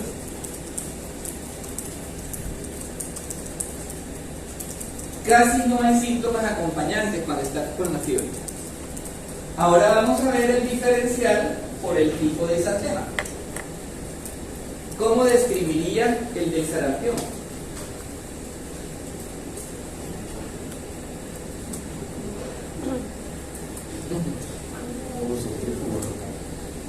Es un exantema maculopapular, empiecen por allí. ¿Sí? ¿Informe de qué color? Rojizo, muy bien, es rojizo. Y cuando uno lo toca, palidez, entonces que palidece a la digitopresión. Si solamente lo tuviera allí, entonces ustedes dicen que está en el tronco. Pero miren el sarampión cómo se extiende. Generalmente aparece acá, en la cabeza, pero en esta parte. O sea, esta parte de detrás de las orejas y esta parte en la parte posterior de la cara. Y se extiende en sentido cefalocaudal.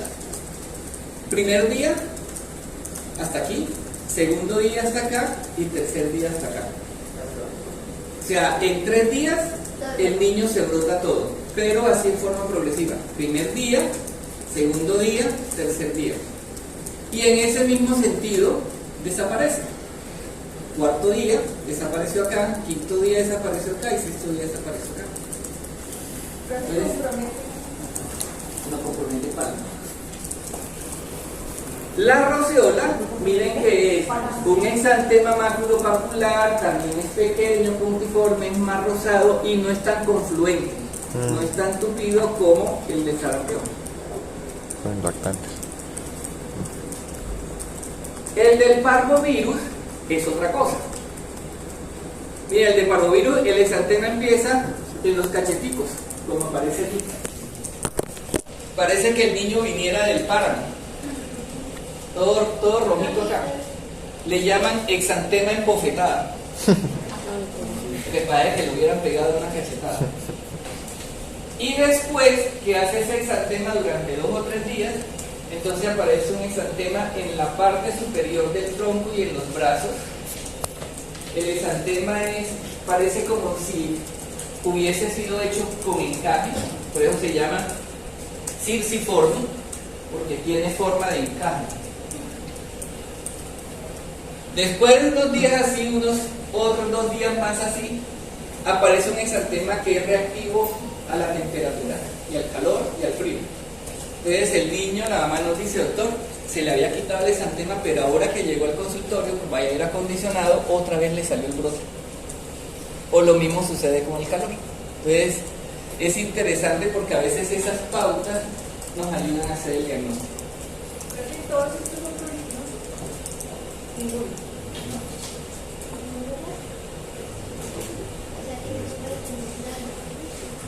Sí, esa es una forma diferencial. Bueno, ante esto, ¿ustedes qué hacen? Si tienen uno de estos, complicado, vayan pensando porque ahora que terminé con el otro grupo, ahora vamos a ver fiebre con exantema. Lo primero es pensar a ver qué tiene, ¿cierto? Es lo primero que uno hace. Fiebre con exantema. Entonces, cuando la fiebre aparece simultánea con exantema, hay estas 3: rubiola, SARS-CoV-2 y escarlatina. Sí, ¿a quién le dio SARS-CoV-2 COVID y le dio exantema? ¿A ninguno? En niños eso fue muy frecuente y a veces era un sello que nos ayuda a diferenciar. Entonces, en la rubiola tenemos un pródromo sin fiebre, pero con adenopatías dolorosas. O sea, el paciente inicia con adenopatías en la parte posterior, retroauriculares y occipitales, que duelen, pero no hace fiebre. Después de una semana así, aparece una fiebre de bajo grado, 38 grados, y ahí aparece el exantema. Una fiebre de bajo grado y allí aparece el exantema. Después de una semana de pródromo sin fiebre. En el caso del SARS-CoV-2, recuerden que tiene 3 fases: una fase febril, una fase hipoxémica y una fase de respuesta inflamatoria sistémica. El exantema en los niños generalmente aparece en la fase febril. O sea, cuando el niño llevaba 1 o 2 días de fiebre, ahí aparecía.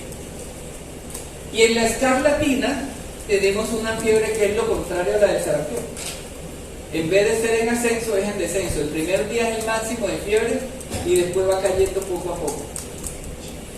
Llama la atención que casi siempre hay, simultáneo con la aparición de la fiebre, algo de eritema faríngeo, algo de odinofagia, porque ese es generalmente el foco de donde aparece el estrepto del grupo A, que es el causante de la escarlatina. Acuérdense que es casi que una complicación de la faringitis. Pues. Y simultáneamente aparece el rash. Entonces les voy a mostrar el rash. Miren el rash de cada uno. El rash de la rubiola es tan rojo o parecido al de sarampión, pero es más tenue, es decir, menos confluente, menos denso. El del SARS-CoV-2 sí es muy heterogéneo. Nosotros tuvimos abonis, tuvimos maculopápulas. Era impresionante la diversidad de exantemas que tuvimos con lo de SARS-CoV-2.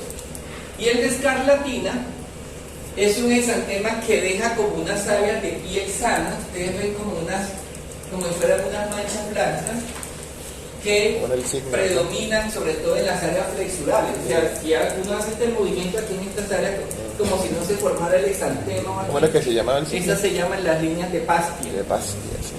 Entonces esto es muy característico. Y lo otro es que el exantema poco a poco va progresando hacia tener con una descamación fina muy parecido a cuando uno ve el padre salvado de trigo. De faringoamigdalitis. Una parte de arriba como una pulverización. Así se ve como esa descamación fina en las áreas en donde está rojito. Entonces más o menos después de 2 o 3 días ustedes logran ver esa descamación en esas áreas. En la escarlatina. ¿En qué otras opciones pensamos cuando hay fiebre y exantema? En nuestros reyes. Dengue, zika y chikungunya. Imagínense todo lo que se mete aquí dentro de todo esto. ¿Sí? ¿Cómo hacemos el diagnóstico diferencial de esta? Bueno, el dengue ustedes lo conocen. La pregunta que ustedes tienen que hacerse es ¿cómo diferencio el dengue de las otras? ¿O cómo pienso en las otras? Entonces hay algunas claves que nos ayudan. Por ejemplo, el dengue da mialgias, la chikungunya da artralgias, ¿sí? Y el Zika casi no da ese síntoma. ¿Bien? Entonces el Zika da conjuntivitis y chikungunya y dengue casi no. Entonces, otra cosa que nos ayuda en la diferenciación. Y el exantema también ayuda. Miren el exantema del Zika, que son estas dos de acá. Es un exantema muy finito. Las dos de la derecha. Es un exantema supremamente fino y rosadito, mientras que el del chikungunya es el más grueso de todos. Es un exantema que casi siempre, miren que parece el del sarampión, pero no tiene la extensión del sarampión. Es de una extensión muy errática. O sea, nosotros no sabemos para dónde va el exantema del chikungunya. Y en el caso del dengue, recuerden que tiene 3 exantemas. Cada fase tiene su propio exantema. Entonces, la fase febril tiene el exantema maculopapular, el salpullido que tiene la foto de la izquierda en la parte de arriba. Pero en la fase afebril aparece el exantema petequial por la trombocitopenia y por el daño vascular. Y finalmente, en la fase de convalescencia aparecen las famosas islas blancas en mar rojo. Entonces, tiene uno que saber como cuál de todos eso es. En este punto, ¿qué intervención tengo que tener claro?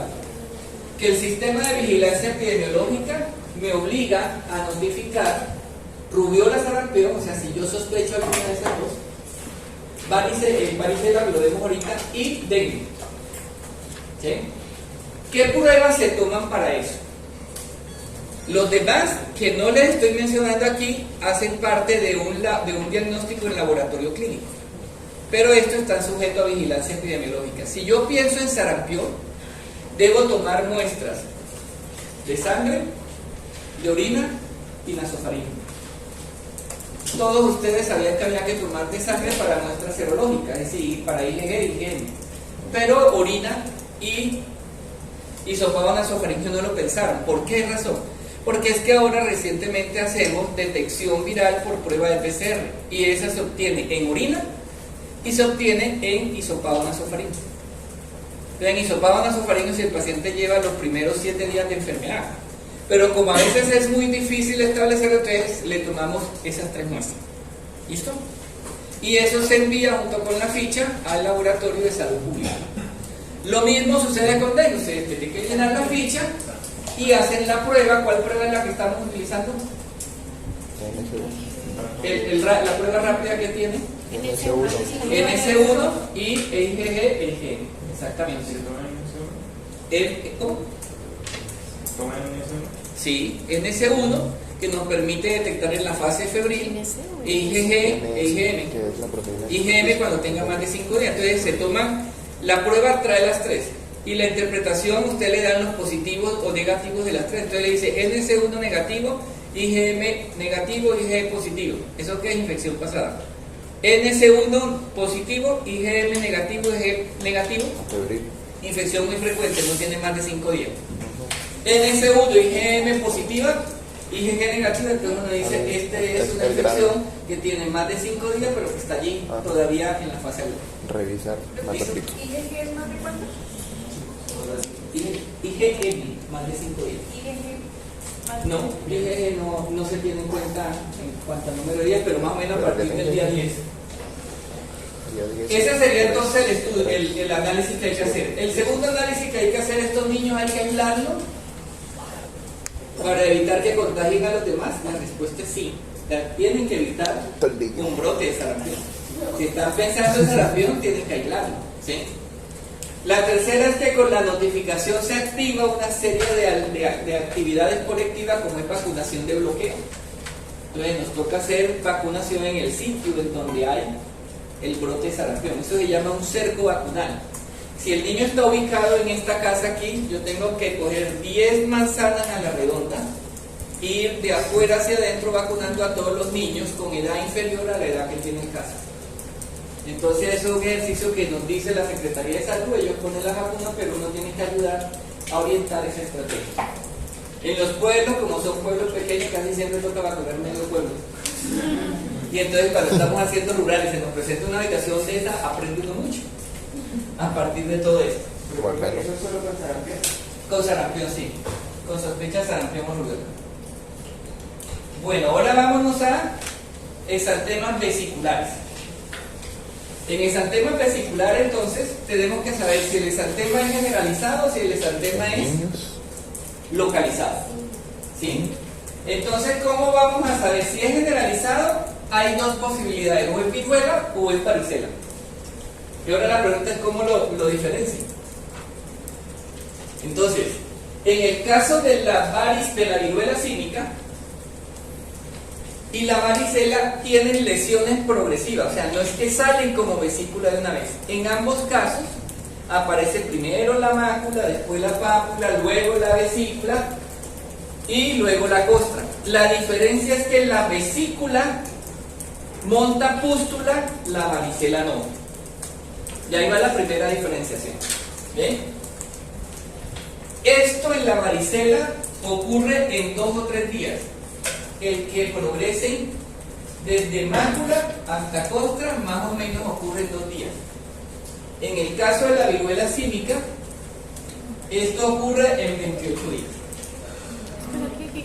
¿Sí?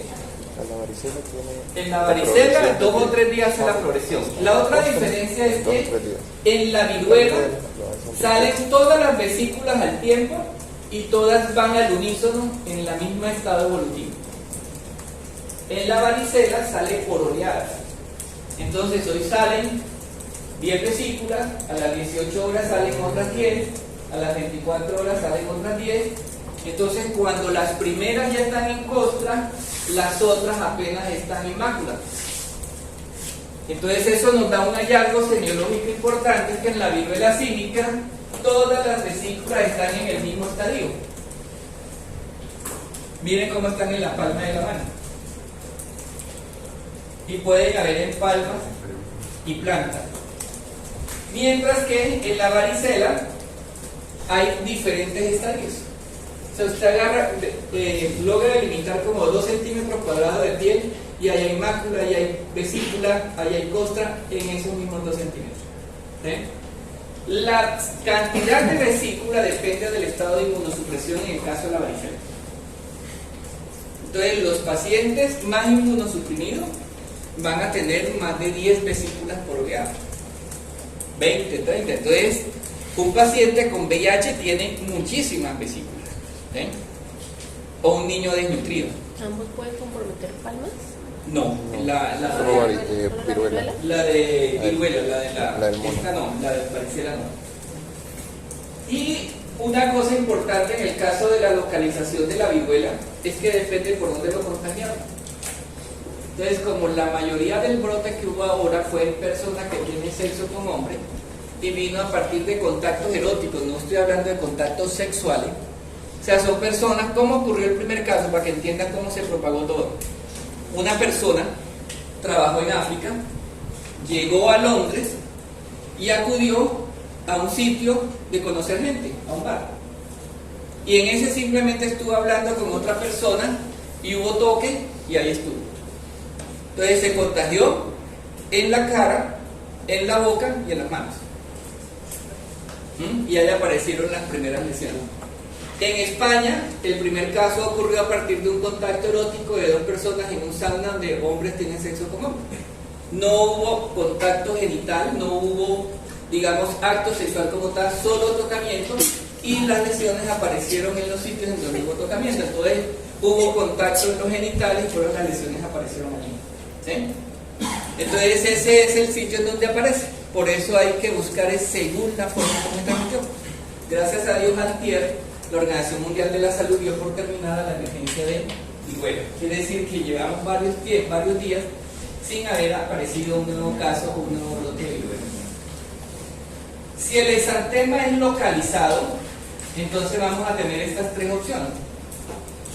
Herpes, que nos da unas vesículas que se aglomeran o se juntan en una forma que uno llama zosteriforme, porque se juntan unas con otras, como formando racimo.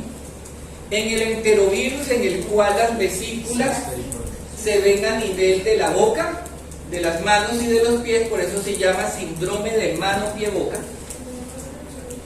Y en el impétigo buloso, que pueden aparecer en cualquier parte del cuerpo, pero no son vesículas, sino ampollas.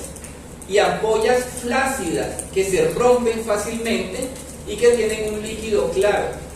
Después que se rompen, dejan una costra que es como cafecita, como color barniz.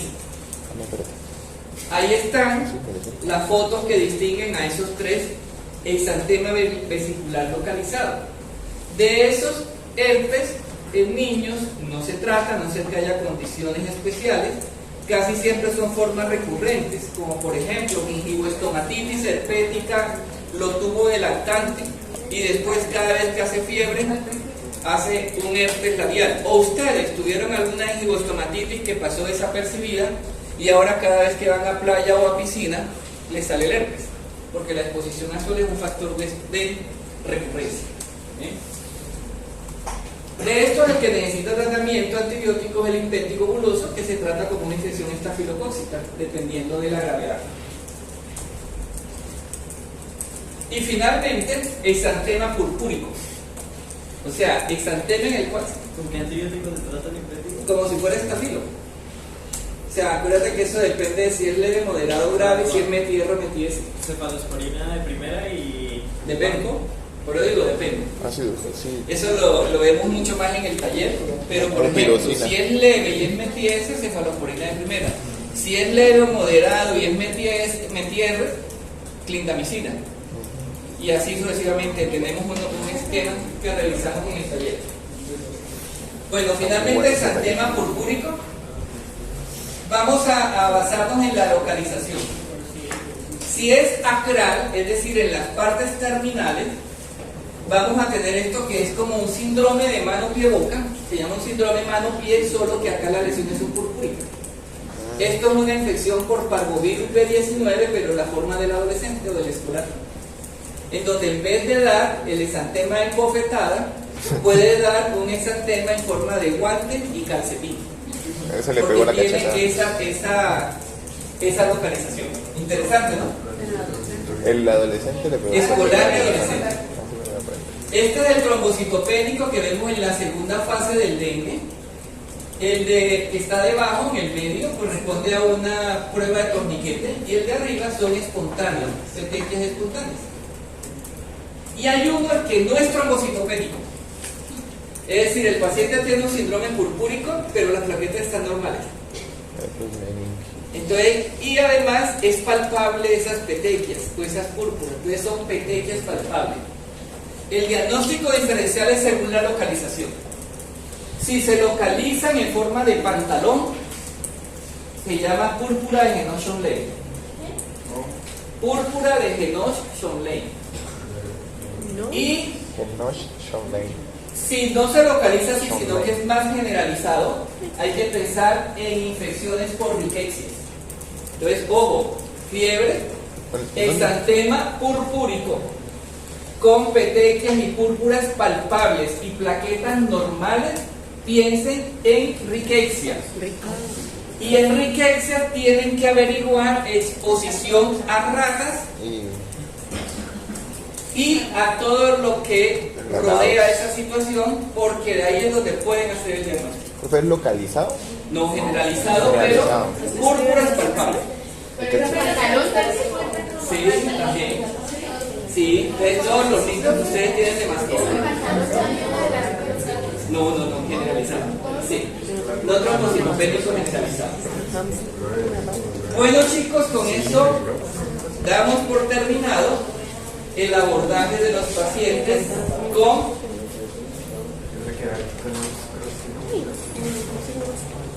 fiebre y exantema. Eso lo vemos en clase con los pacientes. Entonces, preguntas hasta aquí.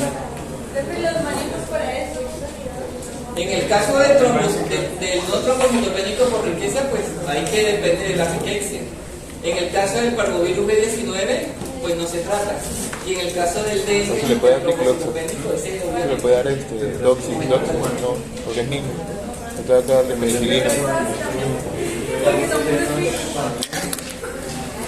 Pero en el caso del dengue, manejo el líquido de ¿preguntas? Parvovirus B19. Pero en adolescente. En escolares y adolescentes. Ya. Otras causas de trombocitopenia, como por ejemplo la sepsis. Bueno, chicos, ¿ustedes creen que con esto se puedan enfrentar inmediatamente con pacientes? Yo lo miro y me ayer tengo uno y supuestamente había empezado fiebre y exantema al mismo tiempo. Y dijeron, ay, esto se va a resolver por la casa. Y yo, De niño no tenemos récord de evaluación pediátrica alterada. Pero si tienes taquicardia, ¿qué hacen? Te hidratas Primer signo. y esperas a ver. O le tomas la frecuencia cardíaca después de quitarle la fiebre, porque puede y ahora que no se